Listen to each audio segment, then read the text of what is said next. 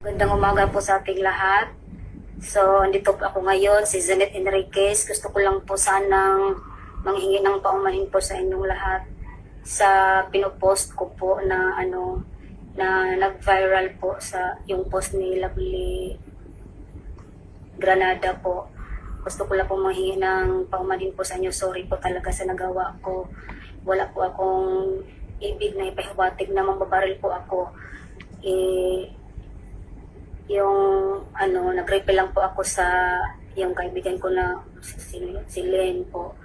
Kaya po nanghihingi po ako ng paumanhin po sa inyo po. From the bottom of my heart po, sorry po talaga sa nagawa ko.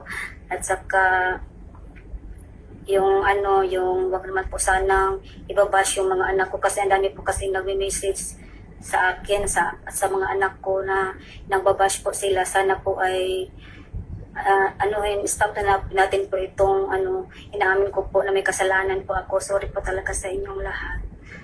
At saka manghingi po ako ng paumanhin sa inyo na sana po ay mapatawad niyo po ako at stop na natin to ang pambabash po, lalong-lalo na po sa mga kamag-anak ko, sa pamilya ko po na mini-message po nila na DDS shit, DDS supporter ka, putang ina mo, mga ganyan-ganyan po.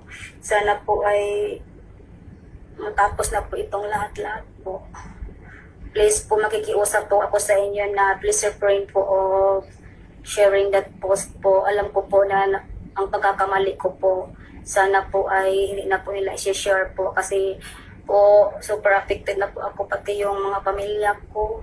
Hindi na po ako nakakatulog at nakakain po. Ang grabe po talaga ang affect ng mental health ko po. Sana po ay mapatawad niyo po ako.